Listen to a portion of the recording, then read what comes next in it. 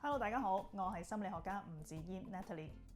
你有冇試過咧？身邊總係有一類型嘅朋友咧，響戀愛路上面就好似資源回收桶咁嘅。第一個男朋友可能失業半年，要你供佢食飯；第二個男朋友情緒唔穩定；第三個男朋友咧有賭癮，又或者咧係毒癮嘅。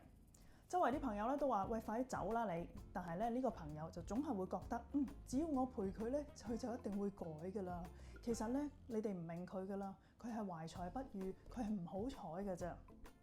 今日就同大家一齊拆解下點解有一類型嘅朋友總係喺戀愛路上邊會成為拯救者嘅角色。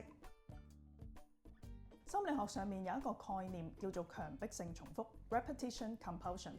簡單啲嚟講，就即係話咧，而家嘅戀愛模式其實咧好似喺度補考緊童年唔合格嘅試卷。點解有啲人會愛上一啲破碎嘅人呢？通常咧有兩種嘅原生家庭嘅背景咧，就會出現呢啲狀況啦。第一類型嘅人咧係一啲小大人嘅劇本。細個嗰陣時咧，可能父母咧其中一個人係好弱嘅，例如佢可能有啲唔舒服啦，有啲情緒化啦，又或者咧有啲成癮嘅問題。當你被逼咧要成為一個好乖啦、好懂事啦，甚至乎咧要去照顧父母嘅情緒嘅人，你慣咗之後咧，慢慢大個就會成為你嘅潛台詞。你會覺得我要有用，人哋先至會愛我嘅。於是乎咧，你偏偏要去揾一啲人，就係你要為佢付出好多，因為你要有用啊嘛。第二類型嘅原生家庭咧，可能係一個渴望認同嘅劇本。你可能屋企咧係嚟自於一個好嚴厲、永遠都唔滿意你嘅父母。你覺得咧，無論你點努力都係冇用嘅，所以大個咗咧，你會揾一個好需要你嘅人，因為咧只有佢咁冇能力，先至顯得你咧更加有用，會因為呢個過程之中感受到自己嘅存在價值啦。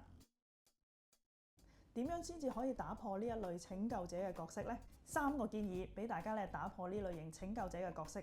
第一，分清楚乜嘢係良心，乜嘢係責任。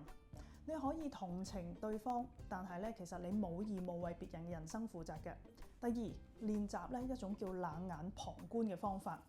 下次當你嘅另一半又搞出一個大頭佛嘅時候，當你好想衝出去幫佢嘅嗰一刻，停一停，問一問自己：如果我唔幫佢，我會唔會有事呢？佢亦都會唔會有好大件事？如果大家都冇生命嘅危險，不如就交翻俾佢自己處理啦。第三，揾翻自己嘅價值感，去學下嘢啦，去學下運動啦，去揾下一啲其他嘅興趣啦，去證明俾自己睇，即使冇人依賴你，其實咧你都可以係一個好有價值、好值得被愛嘅人。記住啊，一段健康嘅關係係兩個成年人一齊並肩作戰，而唔係一個英雄去拯救一個受難者。